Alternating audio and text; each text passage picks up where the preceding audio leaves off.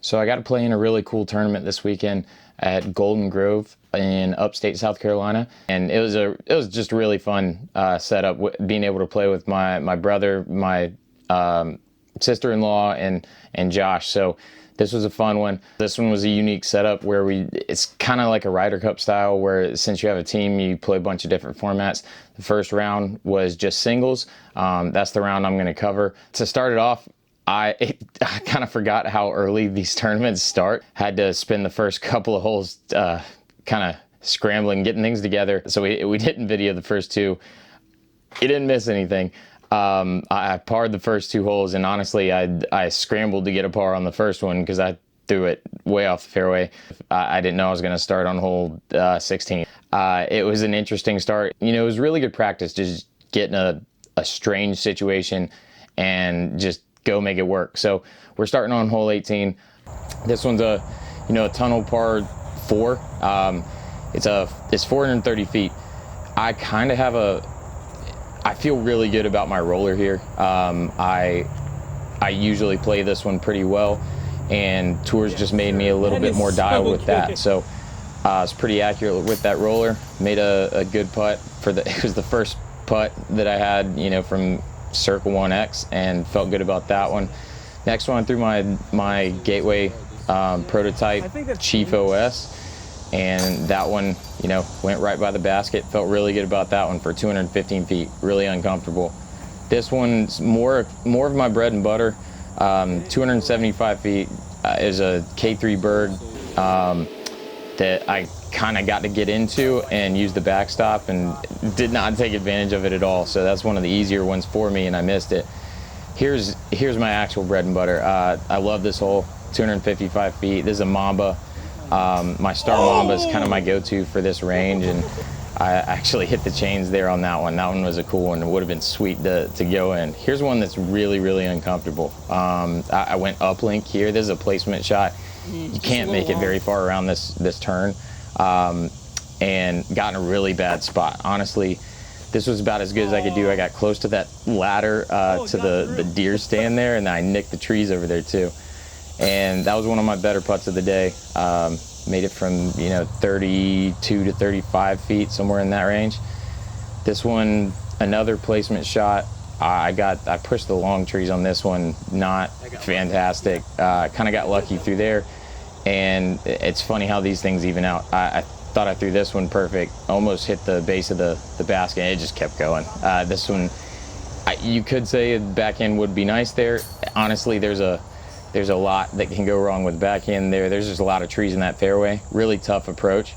This one, this is one that I mimic a big flex turnover backhand, and I throw that one pretty accurately. That's my Nuke OS, and I had an eagle putt on this one. It's a 455-foot par 4, and I missed that one barely, but it was a good run at it. Here's where we ended up after the first 9 holes. So doing pretty well, getting it back in order. And here's one of the tunnel shots that's one of the hardest ones on the course, or it can ruin your day, I would say. If you get through the first gap, you're doing pretty well and almost made it. This one is a very, very technical shot. Doesn't fit my eye at all. It's either a late turnover forehand or a flip-up backhand. I can kind of mimic that with my TD2. That one is a Berg X, just a pretty standard, kind of like a scramble shot forehand or a chip forehand. Feel good about that one, nothing crazy there.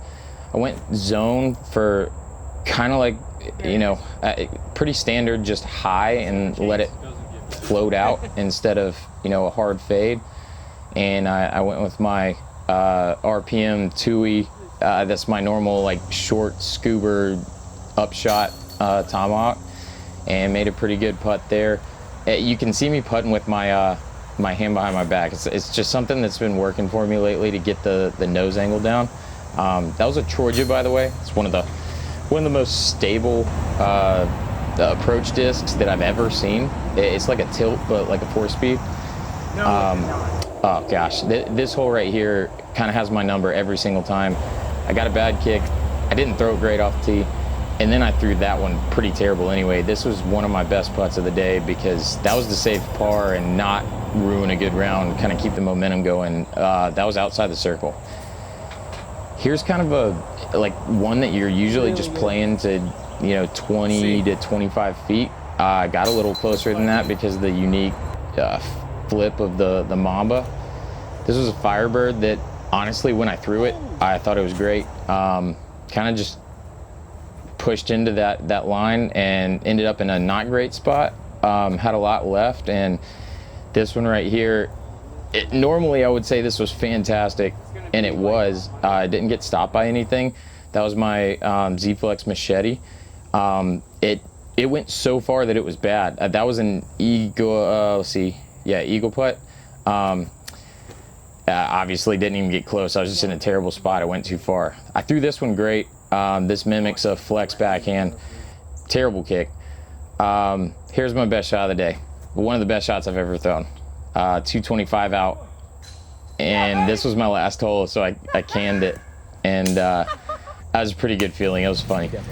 You should just walk to your car. This is us walking back, telling our team that it didn't go great because it went so good. And I realized my brother honestly thinks right here. I didn't realize until I watched this over. He thinks I shot 15 over because Josh really hammered the joke we were playing. He just doubled down on it. I was already kind of giving up because I was kind of laughing, talking to Missoury. Missoury saw my face. But yeah, it was a really fun day. That first round was a cool one to solidify what I've felt about my game the last month and a half or so, maybe 2 months. I know my game is there, and this is the type of thing that I usually struggle with. There were a lot of touch shots. You have to throw a bunch of different shapes, and you have to throw a bunch of different stabilities on this course. Kind of helped me get back into the rhythm where hopefully I'm going to be able to use a lot of this at Worlds, and hopefully a lot of other people have to that maybe didn't get to prepare as much. I don't know. But I feel really good about where my game's at.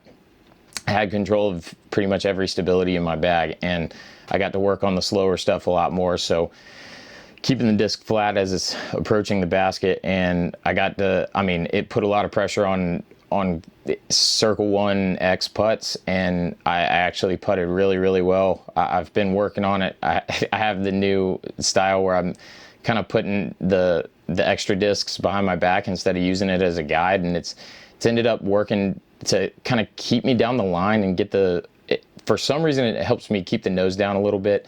But it's just a more consistent flight. I was hitting the center post a lot instead of kind of hitting the chains on either side of it. I felt really good about the way that I putted. So this was a cool one. I haven't played a lot of local tournaments, so this was a really cool one to get to go play, and I love this course. I think off the long tees, which we played later in the day, it's a really, really tough one. I think it's one that a lot of tour pros would enjoy playing as well.